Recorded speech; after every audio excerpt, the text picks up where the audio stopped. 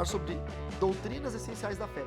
Esse é um estudo que normalmente a gente não dá em igreja, porque não há interesse de ensinar isso, e deveria haver. Então, eu vou precisar da ajuda de vocês, porque a gente vai ler versículos, e aí eu queria fazer uma leitura responsiva alternada, congregacional, gostou? Então, eu vou ler o primeiro versículo, que vai ser 2 Timóteo 3, 16 e 17, mas eu preciso de alguém que leia João 14, 6. Quem poderia ler João 14, 6? No momento que eu pedi. O Diego. Alguém vai ter que ler Atos 4, 12. O Abenir vai ler. Outro vai ler Mateus 28, 19. Quem poderia ler Mateus 28, 19?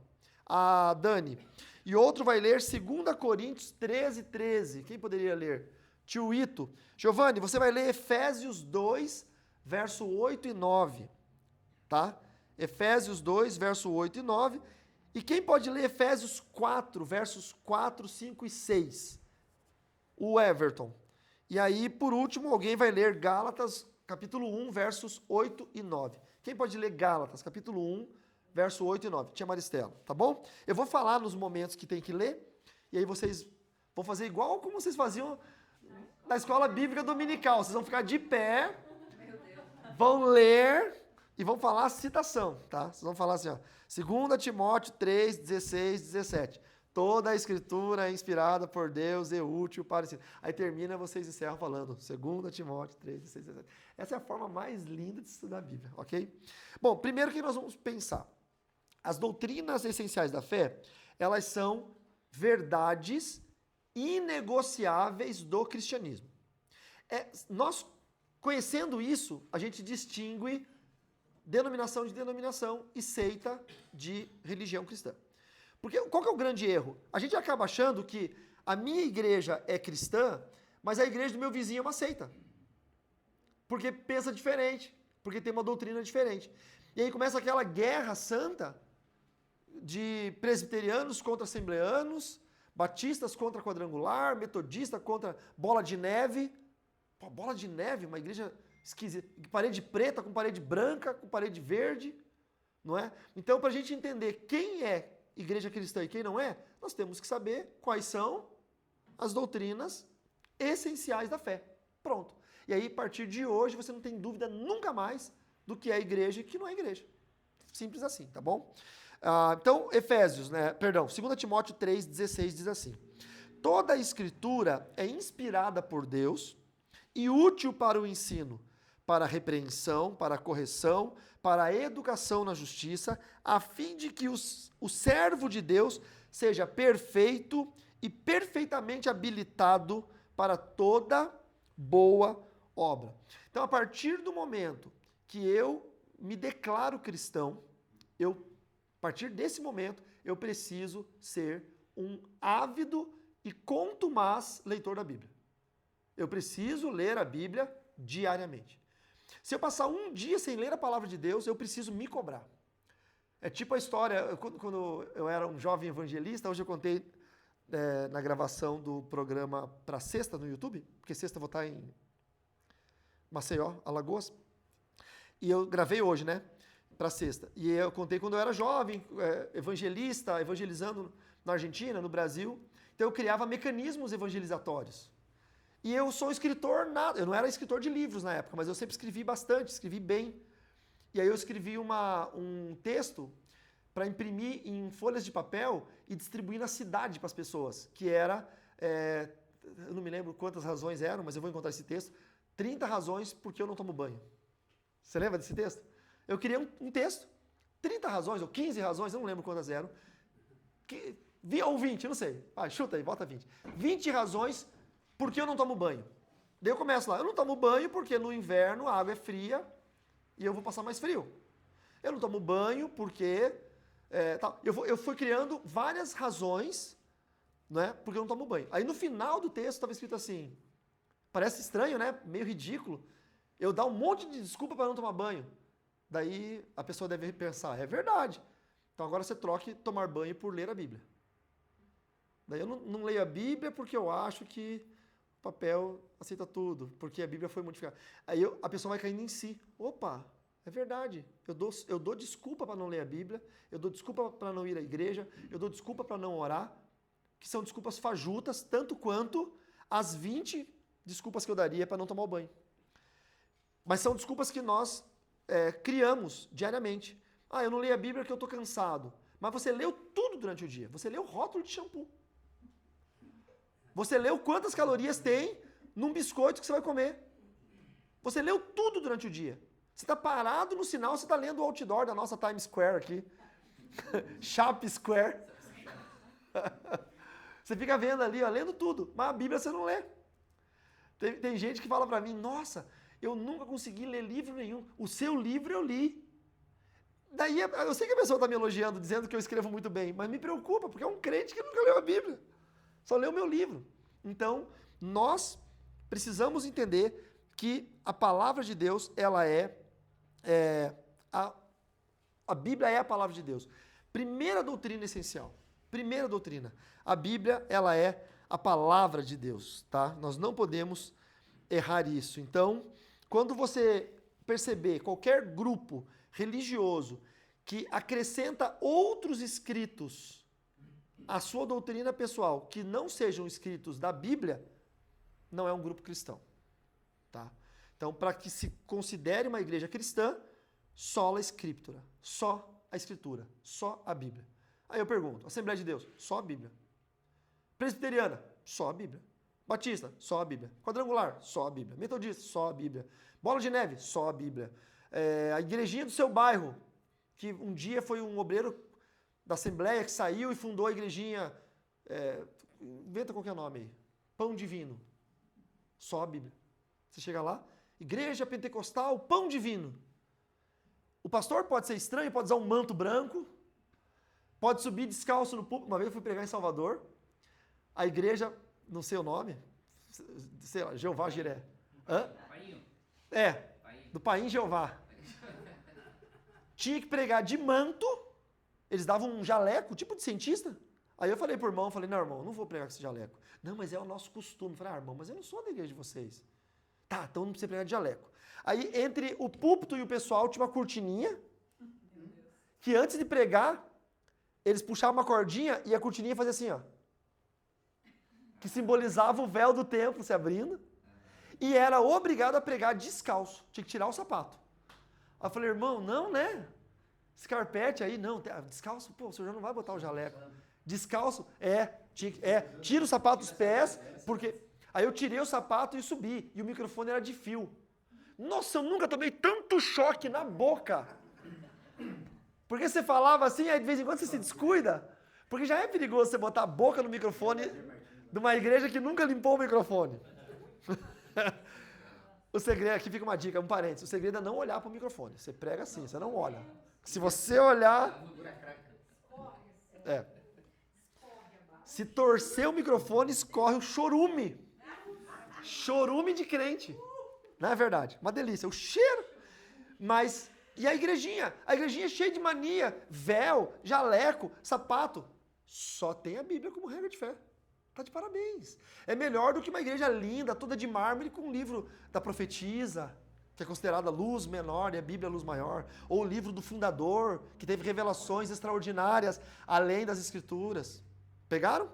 Então a primeira doutrina essencial da fé qual que é? A Bíblia é a única palavra de Deus, ok? A segunda doutrina essencial da fé, só Jesus Cristo salva. Amém?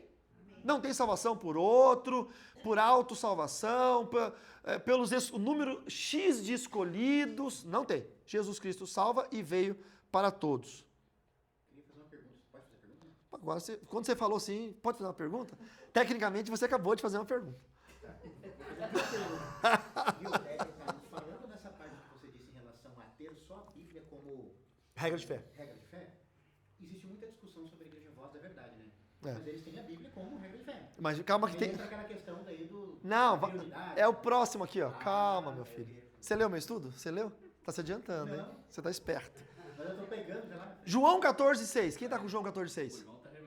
O irmão tá revelado aqui já. Vai lá, irmão Diego. João 14,6. 14:6. Respondeu Jesus: Eu sou o caminho, a verdade e a vida. Ninguém veio ao Pai a não ser por mim. João 14,6. Só Jesus Cristo salva. Ninguém vem ao Pai senão por mim. Não é? E aí vem aquele detalhe, tá? Tem muita gente que, eu já falei sobre isso, que é a antropolatria. Antropolatria. É a idolatria do indivíduo, do homem. Que é aquele crente que idolatra o pastor, ele não assume verbalmente, ele não fala, não. O meu pastor é Deus no céu e meu pastor na terra. Ele não assume isso. Pode até falar brincando, mas lá no coração, se o pastor vai para outra cidade, se o pastor morre, esse crente também morre. Ele deixa de ser crente. Que eu contei com tristeza de um irmão da nossa igreja que, quando a gente foi embora, ele se perdeu. Não se desviou, não está pecando, bebendo, fumando, se prostituindo, não, nada disso. Mas nunca mais conseguiu congregar numa igreja, porque no coração, na mente dele, ele focou tanto no objeto humano, que é o pastor, que quando o objeto humano faltou, né? Sé vacante, né? Quando morre o Papa, ele tem que fazer o conclave para o próximo Papa. Sé vacante. O pastor sumiu, foi embora, mudou de cidade, o irmão ficou. Isso aconteceu com os discípulos, quando Jesus morreu antes da ressurreição. No dia da ressurreição, eles foram, que Jesus apareceu para eles no caminho de Emaús. Para onde que os discípulos estavam indo? Para pescar de novo. Tipo assim, por que eles não estavam evangelizando, correndo atrás de tudo que eles aprenderam? Porque eles ficaram tão perdidos que o próprio Cristo não estava mais com eles. Então, mas ali é Cristo, obviamente é Deus, então não estou falando sobre essa antropolatria. Mas existem muitos casos hoje, tá? E casos piores, do jovem crente que é uma bênção na igreja até arranjar uma namorada. A namorada arrasta ele fora da igreja, porque ele acabou achando salvação em outro Salvador. Então só Jesus Cristo salva. A fé cristã, ela precisa ser, o que é óbvio, cristocêntrica, tá bom? Atos 4:12. Por favor. E não há salvação em nenhum outro, pois debaixo do céu não há outro nome entre os homens pelo qual devamos ser salvos. Atos 4:12. Não há salvação em nenhum outro, tá? Irmãos, eu vou abrir um parênteses para a batalha espiritual, não é? As pessoas perguntam, pastor, existem vários tipos de maldições? Vários. Talvez a gente não consiga criar uma lista de maldições. Eu vou dar um estudo para vocês daqui uns dias sobre os 8 pecados que te mandam para o inferno. Para que você nunca mais tenha dúvida sobre que tipo de pecado te manda para o inferno e que tipo de pecado não te manda para o inferno. Se você souber os 8 que te mandam para o inferno e você não cometer nenhum dos 8, os outros vão te atrasar aqui na vida. Vão te atrasar. Mas não vão te mandar para o inferno, tá? Na Bíblia. Aqui são estudos bíblicos. Mas, quando você tem outro tipo de doutrina para a salvação, você foge da doutrina do cristianismo. Olha o que Paulo diz o que Lucas diz em Atos. E não há salvação em nenhum outro, porque debaixo do céu não existe nenhum outro nome. Então tem doutrinas que colocam outros nomes, né? Tem uma seita chamada Vó Rosa, já ouviram falar? Aqui em Chapecó tem. Hã? Meu pai era dela. Ah, tudo se faz claro agora. Quando ele era novo, disse que a mãe dele brigava ele aí. Na Vó Rosa? Na Vó Rosa. Tudo E se faz os claro. irmãos dele aqui, tem uma irmã dele que é de lá. Cara. Tem Até em o dia que Chapecó. eu fui lá, ela queria me arrumar um casamento com uma avó Rosinha lá dentro. Lá. A Vó Rosa. Pulei fora. A Vó Rosa. A seita da Vó Rosa é uma seita pseudo-cristã. Ela mistura elementos do cristianismo com o espiritismo. A Vó Rosa, ela se intitulou o Espírito Santo, e aí tem um discípulo dela, que é o Aldo. Aldo, que já morreu, né? E o Falou que o dia que ele morresse, o mundo acabava. Isso. Ele morreu, E o mundo não acabou. Daí eles continuam lá. Daí refizeram a profecia. O Aldo é o último profeta da revelação. Como se Jesus tivesse falhado, e aí Deus mandou a Vó Rosa como se fosse o Espírito Santo na terra. Da mesma forma que Jesus veio como verbo que se fez carne, aí a Vó Rosa é o Espírito Santo que se fez carne. E aí ela produziu o Aldo, produziu o irmão Aldo, que o irmão Aldo é o último profeta que tem autoridade para falar fora das Escrituras. Então só há salvação na Vó Rosa por meio do irmão Aldo. E lá dentro, o pastor, eles diziam que o pastor, para ter um direcionamento, ele tinha que subir até o céu, falar com Deus e, entendeu? Eles queriam isso. É isso. Que o espírito de Davi descia para dar orientação para o pastor. Ó, Benir, você tá sabendo, Benir? Claro, né? Tava querendo me arrumar até casamento, né? Eu tentei subir, não deu. O Benir tentou subir, mas tava acima do peso. Tá pesando quanto hoje? 102. É só quem tá. É só de 80 para baixo. A avó Rosa é velhinha, ela não consegue puxar. Não, a avó Rosa é velhinha, ela não consegue puxar o caboclo. É uma igreja. E eles se dizem... Tem Chapecó. Tem Chapecó. E eles se dizem... Eles têm banda. E eles se dizem evangélicos. Eles se dizem evangélicos. Vocês não sabiam disso, gente? Pronto. Então, se vocês ouvirem falar... É uma seita, tá? E diabólica. Se vocês ouvirem alguém falar, ó, eles têm missionários que saem orando por pessoas. Cuidado quando chega alguém para você no estacionamento do mercado, na praça, e fala bem assim, ó, eu sou missionário, posso fazer uma oração?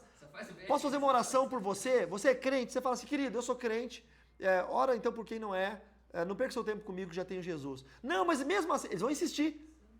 Porque, por exemplo, ó, vejam aqui, ó. Eu sou crente. Se eu vou evangelizar na rua e eu encontro um irmão de fé, eu falo, irmão, poderia falar contigo sobre Jesus? Ô, meu irmão, eu sou batista, eu sou crente, eu sou assembleano, eu sou quadrangular. Tá, valeu. Então, continua orando por mim que eu estou na rua hoje evangelizando. Essa vai ser a minha comunicação. Eu não vou insistir em evangelizar ele porque ele já se declarou cristão. Eu vou para quem não é. Esses caras de seitas, como Vó Rosa e outras seitas qualquer, se você falar que você é irmão, ele vai insistir em falar contigo. Não, mas deixa eu orar por você assim mesmo. Não, querido, não precisa. Não, mas deixa eu te dar um panfleto do missionário, teve uma revelação. Quem que você vai ver? É o irmão Aldo. É que nem os testemunhos de Jeová, chega na casa... Terrível. Evangelizar o cara. Não, meio-dia não, 8 da manhã, 8 do domingo. Os mormons. Então, qual que é a segunda doutrina essencial da fé? A primeira é a Bíblia, a única palavra de Deus. A segunda é só Jesus Cristo salvo, tá? Depois eu mando esse texto para vocês no grupinho. A terceira doutrina fundamental ou essencial da fé é a doutrina da Trindade, que aí entra a igreja Voz da Verdade, é uma igreja unicista. Vocês conhecem a Voz da Verdade pelas músicas, né? Usa-me, sou o teu milagre. Vai cantar. E é uma igreja unicista. Eles acreditam que quando Jesus estava na terra, o céu estava vazio. Que é uma loucura, porque o próprio Cristo orou para o Pai.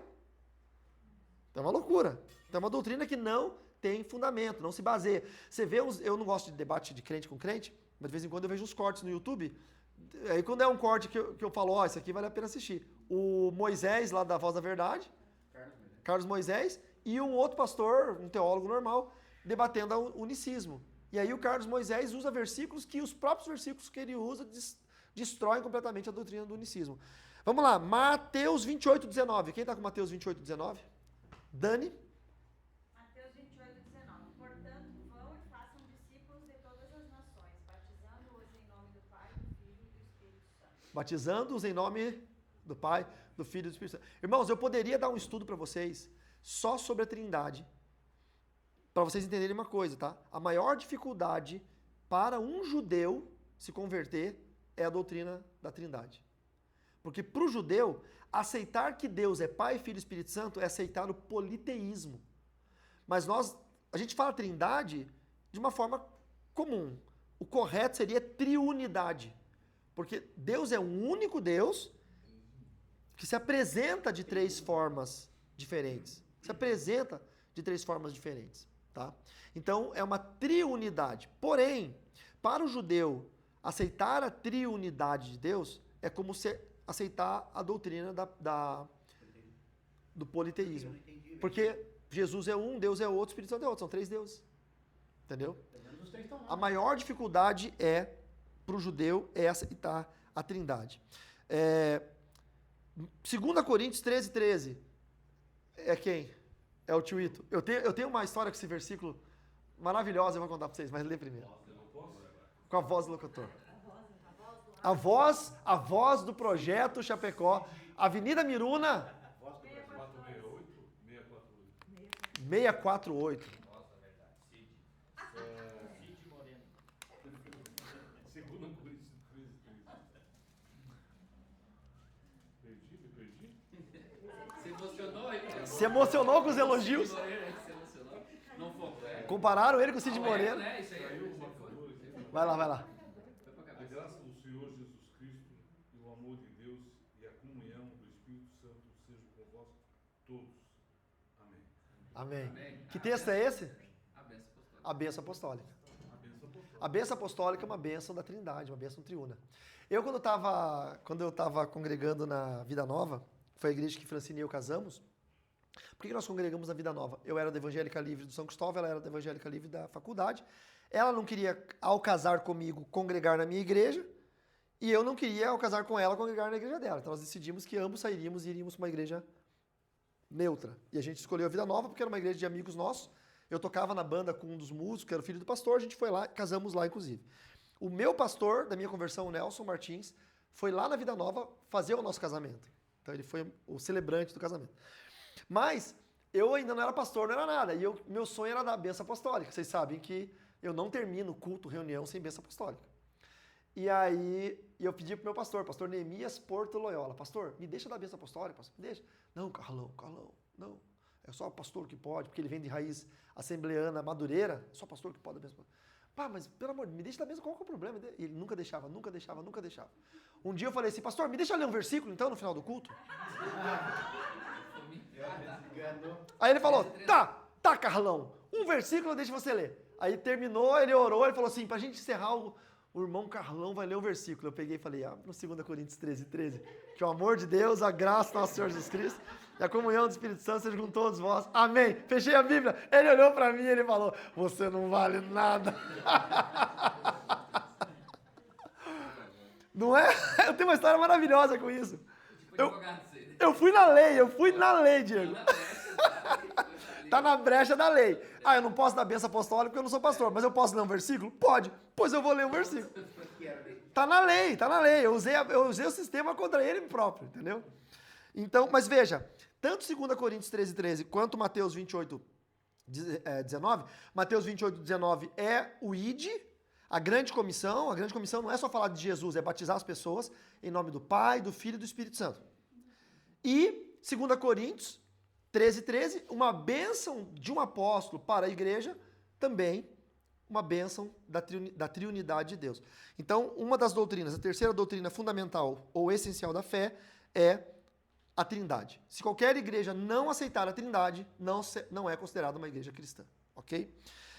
Quarta doutrina essencial da fé é a salvação pela graça mediante a fé. Aqui nós vamos derrubar um cacho. Tá? Efésios 2, 8 e 9. Quem está com Efésios 2, 8 e 9? Giovanni. Efésios 2, 8 e 9. Pois vocês são salvos pela graça, por meio da fé. E isto não vem de vocês, é dom de Deus. Não por obras, para que ninguém se glorie. Não por obras para que ninguém se glorie. Isso aqui, Paulo, quando ele diz não por obras para que ninguém se glorie, eu vou chamar isso de um dispositivo de segurança da fé. Por quê? Você vai pegar hoje uma entidade filantrópica, Rotary, Lions, maçonaria, né? Maçonaria é uma seita, mas que trabalha com filantropia, eles sempre vão se gloriar daquilo que eles fazem. Eles nunca vão fazer sem se gloriar. Tem a história do missionário Will, amigo nosso, né, que foi evangelizar lá em São Paulo. A história é muito longa, eu vou encurtar, vou direto no ponto. Ele bateu na porta de uma casa, saiu um rapaz e ele falou assim, tudo bom, eu vim de Curitiba aqui em São Paulo, eu não conheço nada aqui, e o Espírito Santo me trouxe no portão da sua casa, no final de um bairro assim, rua já de chão, bairro bem distante, e ele disse, eu queria falar de Jesus para você gostaria de ouvir a palavra de Deus? Esse homem olhou para ele e falou assim, quem te disse que eu não tenho Deus? Aí ele não conhecia o homem, não conhecia ninguém, ele falou, não, o Espírito Santo me trouxe aqui, ele foi me dizendo, vira à direita, vira à esquerda, ele foi me guiando até a tua casa. Então eu tenho um motivo para estar aqui. Por que o senhor diz isso? Aí ele falou assim, porque eu sou o presidente da Federação Espírita do Estado de São Paulo. Todas as manhãs nós distribuímos 1 tonelada de pão para crianças pobres. Como que eu não tenho Deus? Dispositivo de segurança para o cristianismo. Não de obras, para que ninguém se glorie. Que bom que você distribui 1 tonelada de pão. Melhor fosse 10 toneladas, mas isso não vai te salvar. Isso vai mostrar que você tem engajamento social, que você tem uma fé em alguma coisa, mas isso não te salva. Isso não te salva. A fé, a salvação, ela é pela graça mediante a fé. O que é graça? É aquilo que você não merece, não é? O que é desgraça? Já pararam para pensar? O prefixo des é sem. Não é? Então, desgraça é sem graça. E o que é graça? É favor. Então, quando algo acontece, eu falo assim, nossa, aconteceu uma desgraça. O que eu estou querendo dizer com isso? Que algo que poderia não ocorrer pelo favor divino, acabou ocorrendo. Desgraçadamente, ocorreu aquela enchente no Rio Grande do Sul e devastou centenas, talvez milhares de casas. Acredito que milhares, né? Sim, porque são 8 mil casas que estão sendo construídas. E deixou mais de milhares e milhares de famílias desabrigadas e pessoas, porque a graça de Deus não foi manifesta naquele lugar. E o desgraçado? É sem graça. O desgraçado é aquele que está destituído da graça de Deus. Então, a salvação, ela é pela graça. Isso significa o quê? Não há qualquer dispositivo humano possível de gerar em si a sua salvação. Você pode ser a melhor pessoa, você pode ter os melhores hábitos, você pode fazer as melhores ofertas, você não está salvo se você não reconhecer pela sua fé que Jesus Cristo é o único e suficiente Senhor e Salvador da sua vida. Aí vem aquele pensamento antagônico. É simples assim? É simples assim. Eu só preciso crer e depois viver consoante a sua crença. Que aí eu já derrubo uma doutrina de uma vez salvo, sempre salvo. Porque, imagina, eu falo assim, não, eu creio em Jesus Cristo, que ele é o Senhor e Salvador, e mediante a fé eu recebo a salvação pela graça. Ok, estou salvo. Mas e se a minha vida não condiz com isso? Prova por A mais B que eu não acredito em Jesus. Porque é mais ou menos assim. Eu acredito deixa eu pegar uma coisa bem polêmica. Eu acredito no capitalismo? Eu acredito. O que é o capitalismo? Na minha visão apolítica. Se eu não trabalhar, eu não ganho dinheiro. Se eu não ganhar dinheiro, eu não compro comida. Se eu não comprar comida, eu não como. Acho que essa é a forma simples. Eu acredito.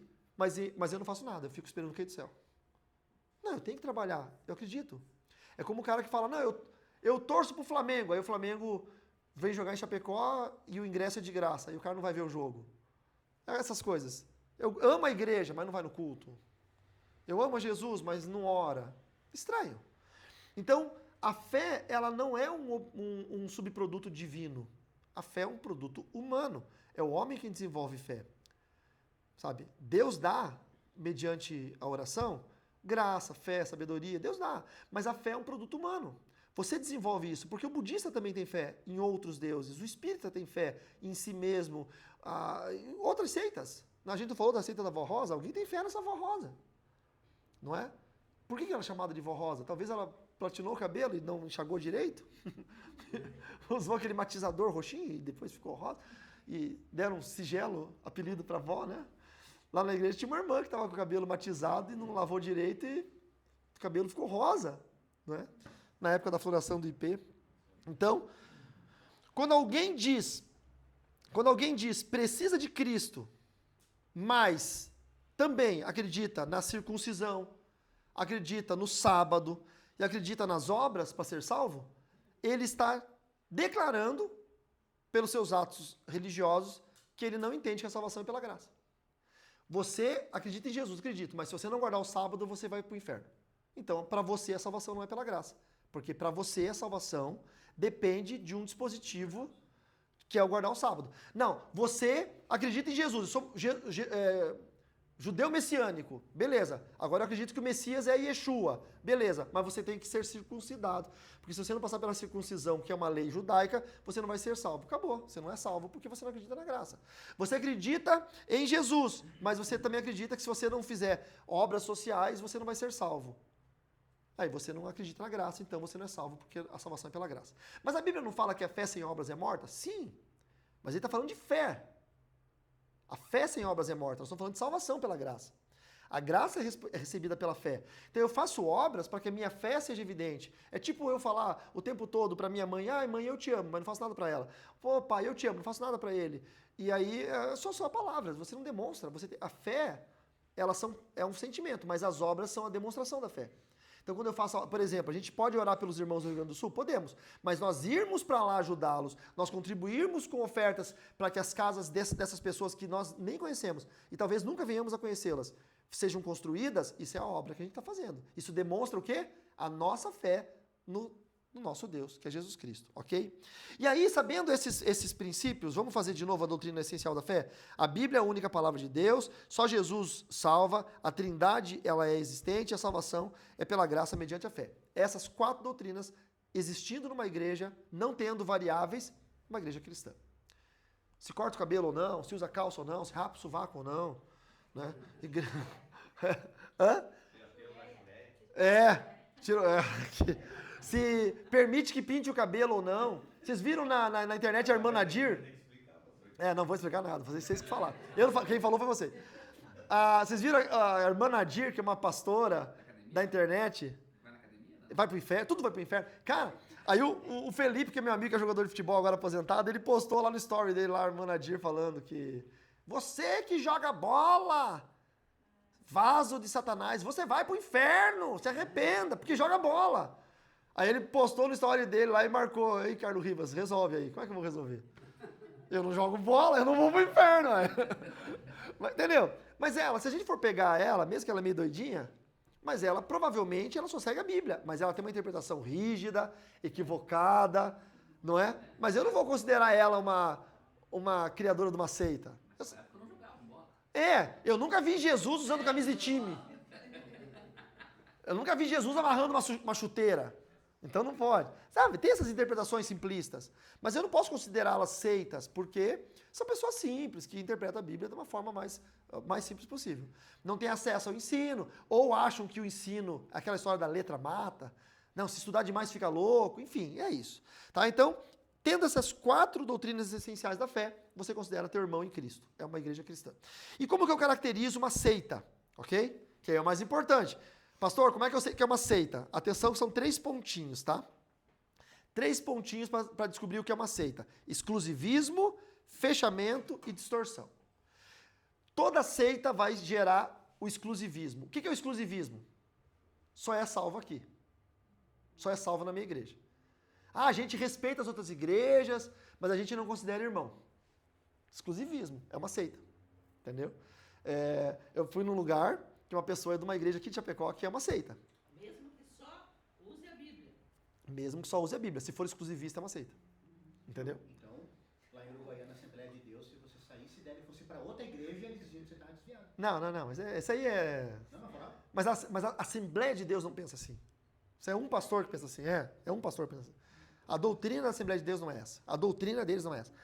Aí o que acontece? Eu fui num lugar fazer um serviço, né, uma pessoa que é uma prestadora de serviço, e essa pessoa é de uma seita, aqui de Chapecó, gigantesca, grande, gigantesca. Não é a da Vó Rosa, é uma outra. Tá? Eu dou a lista para vocês de seitas chapecoenses, tá? Se vocês quiserem, o próximo estudo pode ser só...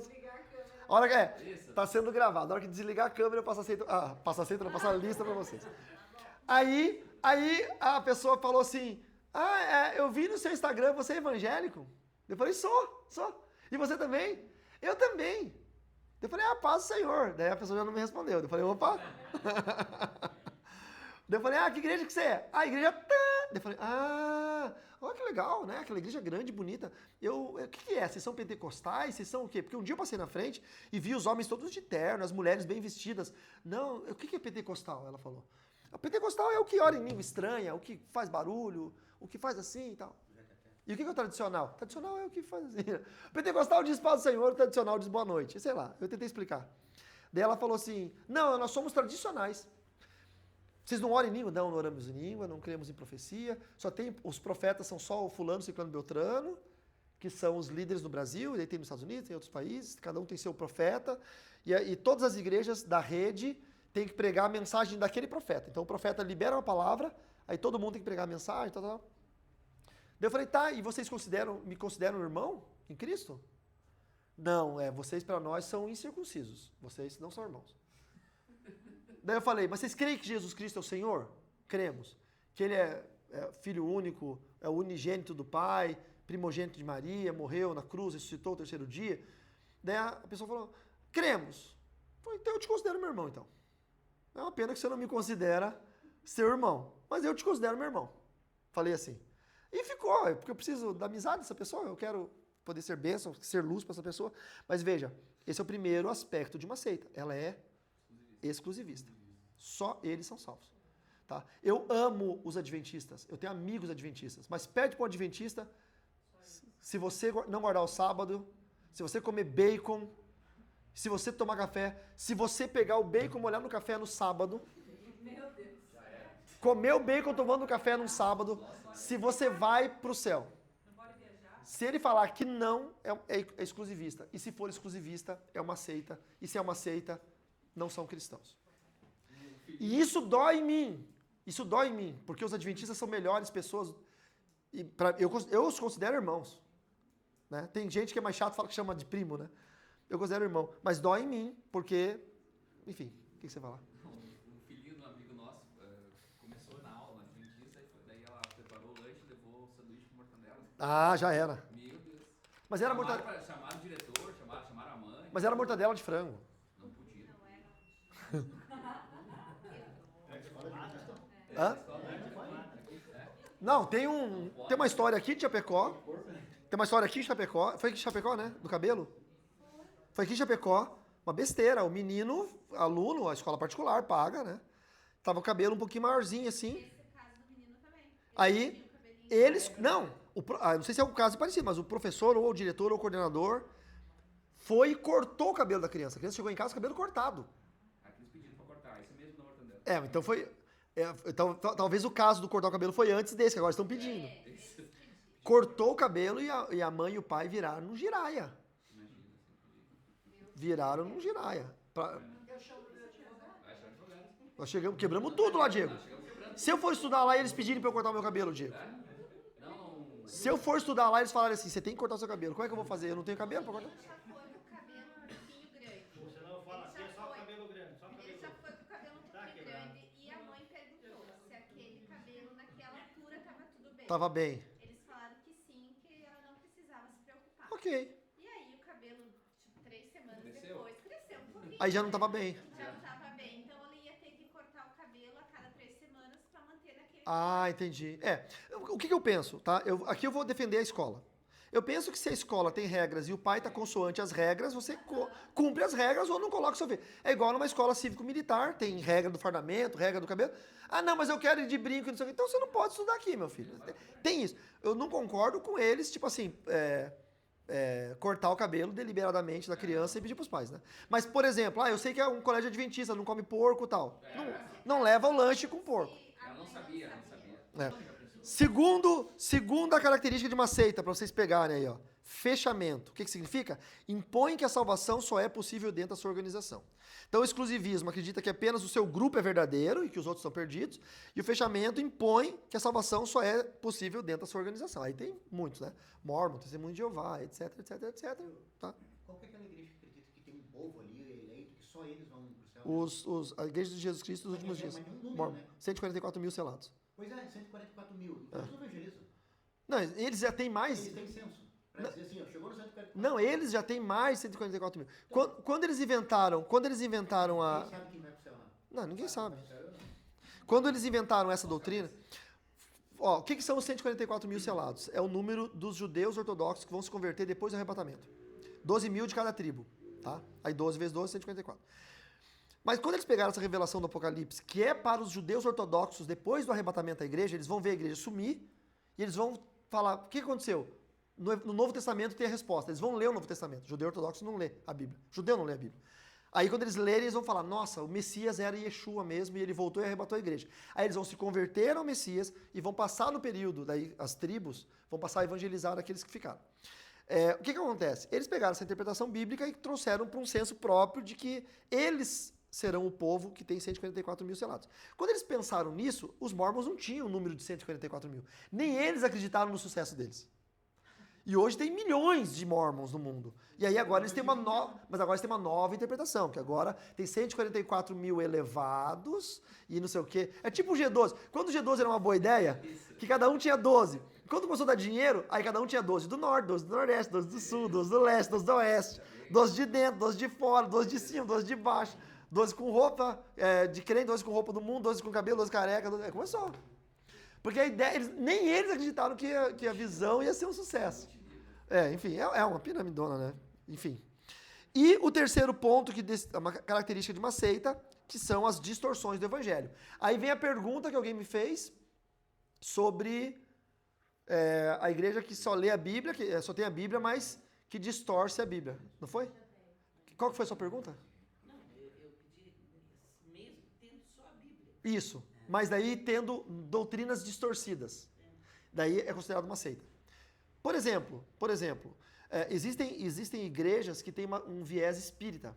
Não espiritualista, espírita kardecista. Mas eles não seguem livros do Kardec. Mas eles pegam textos bíblicos para justificar a prática do espiritismo. Então eles só leem a Bíblia, mas tem prática espírita. Entendeu? Então distorcer o evangelho é uma seita. Ok? E aí vem o terceiro ponto, que é o que a gente precisa também entender, que são as diferenças denominacionais. Tá?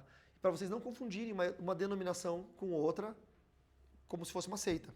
Então, as igrejas evangélicas, mesmo com a diferença de prática ou de interpretação secundária, por exemplo, calvinistas, né, batista brasileira, presbiteriano, arminianos ou arminianistas, os assembleanos, os Só Senhor é Deus, os usos e costumes, igrejas luteranas e etc., eles mantêm o pilar da fé cristã, que são aquelas doutrinas essenciais. Mantendo as doutrinas essenciais e não caindo no erro da distorção do evangelho, do fechamento do exclusivismo, são igrejas cristãs, independentemente se batiza por aspersão, batiza por submersão, toma ceia uma vez por mês, ou uma vez por ano, ou todo domingo, independente dessas práticas. Corta cabelo, não corta, usa saia, usa calça, não importa.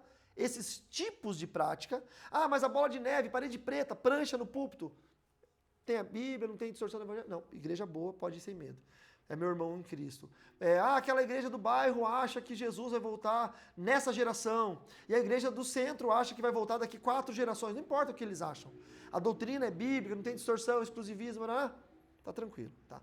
Então, vão haver, e sempre tem que ter, interpretações distintas. Calvinistas interpretam os dons diferente dos arminianos. Os arminianos, eles são continuistas. O que é isso? Eles entendem que os mesmos dons que os apóstolos tiveram, nós podemos tê-los.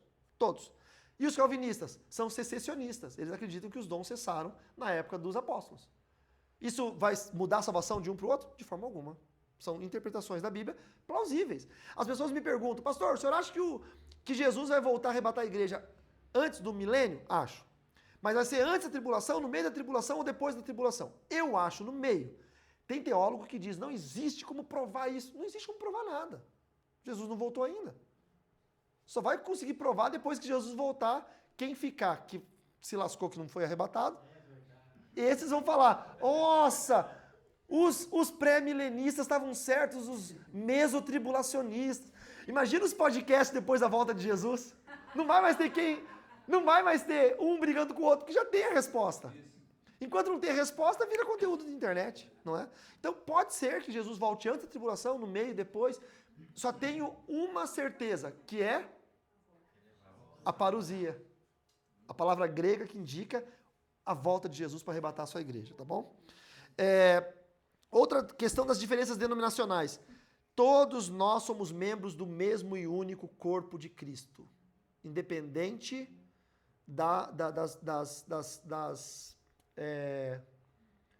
que foi?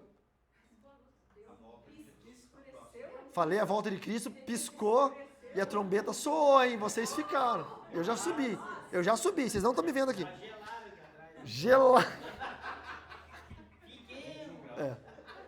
Então, todos nós somos parte do mesmo corpo. E aí vem aquela ilustração, a ilustração mais óbvia, né? O mesmo corpo tem membros diferentes, órgãos mais nobres, órgãos menos nobres, mas todos fazem parte de um único corpo. E por fim, a diversidade denominacional não anula a unidade espiritual. Quem está com Efésios 4? Lê lá, Everton, para mim. Efésios 4, 4 ao 6. Efésios 4, 5 e 6. Isso. Há um só corpo e um só espírito, como também fostes chamados em uma só esperança da vossa vocação. Exatamente. Um só Senhor, uma só fé, um só batismo. Um só Deus e Pai de todos, o qual é sobre todos e por todos e em todos. Amém. Amém. Há um só Deus, né? Um só corpo, um só espírito, como também há só uma esperança, a qual vocês foram chamados, um só Senhor, uma só fé, um só batismo, um só Deus e Pai de todos, sobre o qual é sobre todos, age por meio de todos e está em todos. Age por meio de todos. Ou seja, Deus pode agir lá na Assembleia de Deus, mas pode agir na Quadrangular, mas pode agir na Presbiteriana, mas pode agir na Batista, pode agir lá na Bola de Neve. Porque Deus age por meio de todos. Todos quem? Todos os que se enquadram na questão das doutrinas essenciais da fé. Então, para a gente encerrar, quem ficou com Gálatas 1, 8 e 9? Tia Maristela? A senhora vai fazer a leitura do encerramento, tia Maristela.